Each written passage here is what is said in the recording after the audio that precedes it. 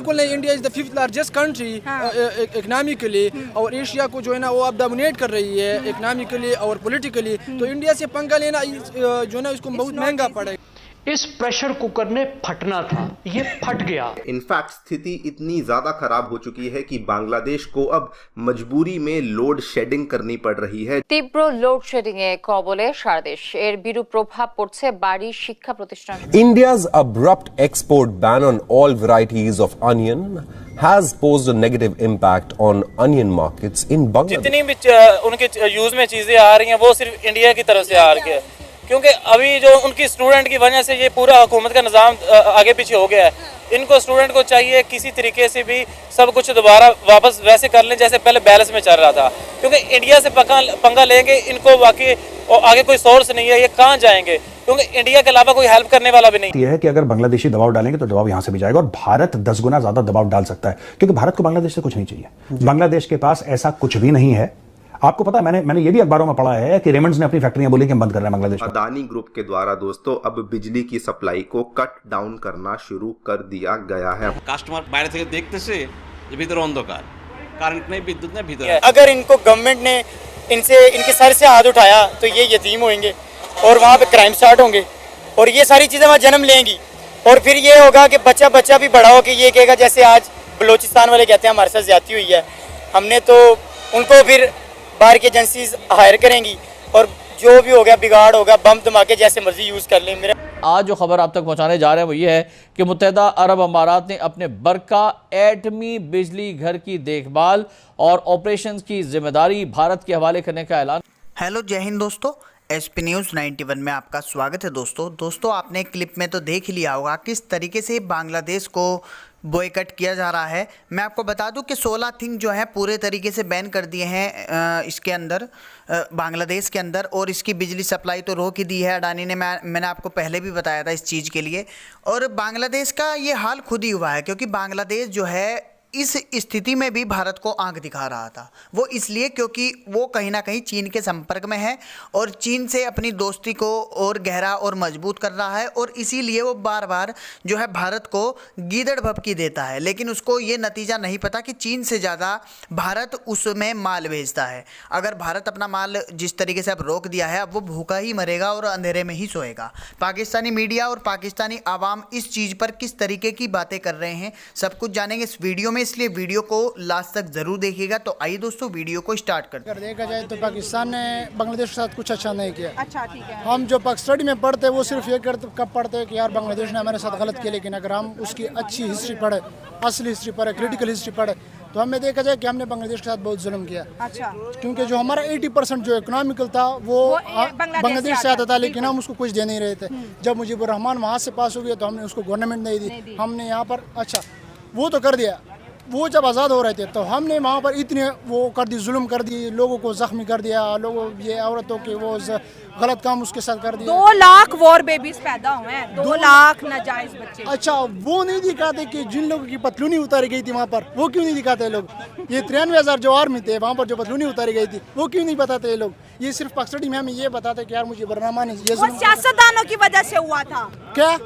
ये जो 93,000 हुए थे वो लोग जो, अच्छा ये बात है कि एक ये है कि जो बांग्लादेश से जो भी रिवॉल्यूशन, जो भी मूवमेंट स्टार्ट होती है वो हमेशा कामयाब होती है। आप जो बांग्लादेश की जो मूवमेंट है, जब पाकिस्तान आज़ादी की मूवमेंट थी वो सबसे पहले कहाँ से स्टार्ट हुई थी? बांग्लादेश से स्टार्ट हो गई। मशरक़ी पाकिस्तान सबसे आगे था, सबसे आगे मैं एग्री करती हूँ, लेकिन आज उसके खजाने खाली हो रहे हैं। आज 16 आइटम्स उसके ऊपर इंडिया ने बैन कर दिए हैं। रूस ने $630 मिलियन का कर्जा डिमांड कर दिया है। अडानी क्योंकि इंडिया का बहुत बड़ा बिजनेसमैन है, वो वहाँ पे बिजली देता था सस्ती और उधार की बिजली, वो भी बंद कर दी। तो अब बांग्लादेश कहते हैं ना ये कंगलादेश बनने वाला है। यार मेरे हिसाब से नहीं होगा, क्योंकि चलो वो हो गया सियासतदानों की वजह से ना, शेख हसीना वगैरह की वजह से, लेकिन उसके जो अवाम है वो मेहनती है, वो अपने मुल्क को संवार लेंगे। जिस तरह पाकिस्तान है, पाकिस्तान के अवाम बड़े ही मतलब वो नहीं है जिस तरह बांग्लादेश वाले मेहनती है, वो रिवॉल्यूशन लाते हैं, वो कोई मूवमेंट स्टार्ट करते हैं तो वो कामयाब होती है। पाकिस्तान में कोई मूवमेंट नहीं। हम फ़लस्तीन की बात करते हैं, पाकिस्तान में कौन सा अच्छा हो रहा है? पाकिस्तान में हर जगह जुल्म होता है, ना बिजली है, कुछ भी नहीं है। जिसको बिजली मिल रही है पंजाब में वो बिल पेश नहीं है, वो बिल नहीं पे कर सकते। KPK में नहीं मिल रही है, बलूचिस्तान में नहीं मिल रही है, वहाँ पर कितना जुल्म हो रहा है। सारे वहाँ पर लोग कहते हैं कि यार एंटी नेशनल लोग हो रहे हैं। क्यों हो रहे हैं? इसके पीछे भी तो कोई वजह कि कोई आर्मी के खिलाफ बोल रहा है, कोई हुकूमत के खिलाफ बोल रहा है, क्यों बोल रहा है? नहीं बोलना चाहिए, लेकिन ऐसा क्यों हो रहा है? सवाल ये है। ये बताए ना कि जो पीछे बात हो रही है वो क्यों हो रही है? हर एक कहता है मुझे राइट्स नहीं मिल रहे, हर एक यही कह रहा है मुझे राइट्स नहीं मिल तो रहे। ये बात तो हुकूमत को करनी चाहिए ना कि यार इसको राइट्स क्यों नहीं मिल रहे। हुकूमत यहाँ पे क्या कर रही है कि इतना टैक्स हम उसको दे रहे हैं, हर चीज़ पर, मेरे कपड़ों पर, मेरे मोबाइल पर, हर चीज़ पर, ये हम जो पहनते हैं, जो सुनते हैं, जो हम उस पर टैक्स दे रहे हैं। अब वेस्ट मीडिया, जैसे हम टॉपिक बांग्लादेश का जिक्र कर रहे हैं, वेस्ट मीडिया ये कह रहा है कि जो इंडिया है वो बांग्लादेश के साथ ठीक नहीं कर रहा, और डॉक्टर अजय शंकर ने कहा हम तो उनके साथ डिप्लोमेटिक वे में चल रहे हैं, हम तो कुछ बुरा नहीं कर रहे। तो आपको क्या लगता है कि क्योंकि इंडिया ही बांग्लादेश को सपोर्ट कर रहा था, आज भी कर रहा है, कल भी कर रहा है, और क्योंकि इसके अलावा तो उसका बॉर्डर नहीं, तो इंडिया से बिगाड़ के बांग्लादेश को कितना नुकसान पहुंचा? और हमारा भी बताएं कि हमने पाक और इंडिया की दोस्ती को प्रमोट नहीं किया बल्कि दुश्मनी 1947 का। अंकल से ही बात करेंगे, हमें कितना नुकसान पहुंच रहा है? यार हमें इस टाइम इतना ज़्यादा नहीं पहुंच रहा है। इंडिया जो है वो हमेशा डिप्लोमेसी की बात कर रहा है, वो जहाँ पर उसका फ़ायदा होता है वो हमेशा वहाँ पे जाता है। ठीक हो गया। इंडिया जब शेख हसीना वज़ीर-ए-आज़म थी तो उसको फ़ायदा था क्योंकि वो इंडिया के साथ थी।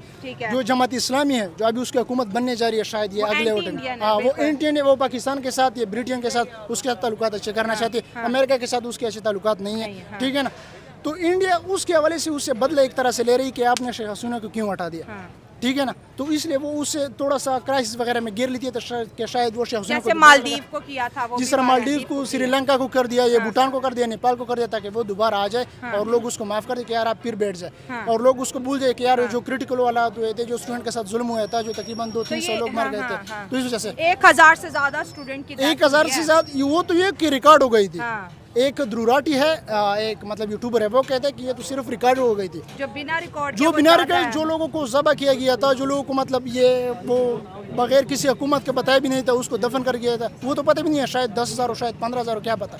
और लोगों का कुछ जुल्म भी नहीं होता, जो मतलब जो कॉन्स्टिट्यूशन उसने पास किया था, बिल पास किया था कि मतलब जो तकरीबन 60% जो कोटा है, 56% वो उस लोगों को मिलेगा जिसने पाकिस्तान के खिलाफ जो जंग में हिस्सा लिया था। हाँ, तो वो कोटा वो कह रहे कब तक चले? वो तो उसने कहा कि चलो उसको मिल गया, उसके बच्चे को मिल गया। अच्छा, उसको इतने सोर्स नहीं है, ये कहाँ जाएंगे? क्योंकि इंडिया के अलावा कोई हेल्प करने वाला भी नहीं है, और जमीनी रास्ता भी इंडिया को जो लग रहा है, बांग्लादेश को लग रहा है, वो इंडिया ही गया है। मेरे हिसाब से इनको दोबारा वो कोई ना कोई सोर्स लगा के इनको सुलह कर लेनी चाहिए, क्योंकि अगर ये अपना जहाँ से इनके खाने पीने का निज़ाम, जहाँ इनकी ट्रांसपोर्ट का निज़ाम, डीजल, जितने भी सोर्स है ना इंडिया के, अगर वो ये खत्म कर देंगे, ये जाएंगे कहाँ गए? सर इन्हें सोचना चाहिए था ना, इंडिया से पंगा लेने से पहले सोचना चाहिए था कि हम किस मुल्क के साथ पंगा ले रहे हैं, हमारी रोजी रोटी जिस मुल्क की वजह से चलती है।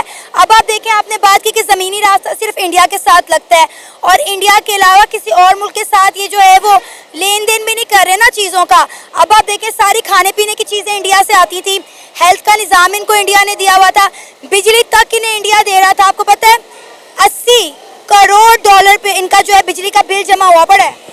ऐसे ही है, तो ऊपर से अभी वो पुराना बिल तो पे नहीं हो रहा, ऊपर से इन्होंने नया पंगा ले लिया है। इनको ये चाहिए कि किसी तरीके से भी ना इंडिया के साथ सुलह करें उनके, क्योंकि इनके सबसे जो बड़े सोर्स हैं डीजल है, ट्रांसपोर्ट इनकी बंद हो जाएगी, तो कोई और रास्ता नहीं है, कोई और हेल्प करने वाला नहीं होगा। अभी आगे फ़लस्तीन के इशू चल रहे हैं, काफ़ी और कंट्रियों के इशू चल रहे हैं, लेकिन इनका इतना बड़ा इशू नहीं है। लेकिन ये इशू को बड़ा खुद ही बना सकते हैं, खुद ही क्लोज कर सकते हैं। मेरा मशवरा ये बांग्लादेश को है कि जो स्टूडेंट का आपकी हुकूमत का मामले हैं वो आपस में अपनी कंट्री में सॉल्व कर लें, और जो इंडिया के साथ पंगा ना लें, क्योंकि वो एक बड़ी सुपर कंट्री बन चुकी है, उसके साथ कोई पंगा लेगा तो, क्योंकि ये छोटे थोड़े सूबे हैं और इंडिया कहाँ पहुँच गया अभी तरक्की में। सर इंडिया से इस तरह के मामलात करने से पहले एक बार सोच लेते कि इंडिया वाहिद मुल्क था जिन्होंने इनको सपोर्ट किया है। जब ये मशरकी पाकिस्तान से बांग्लादेश बना तब भी इंडिया ने इनको सपोर्ट किया। इनके मुल्क को आज तक डेवलप करने में हमेशा इंडिया का एक अहम किरदार रहा है। अगर शेख हसीना वाजिद बांग्लादेश छोड़कर अपनी जान बचाने के लिए इंडिया फरार हो गई हैं, इसमें इंडिया का क्या कसूर है?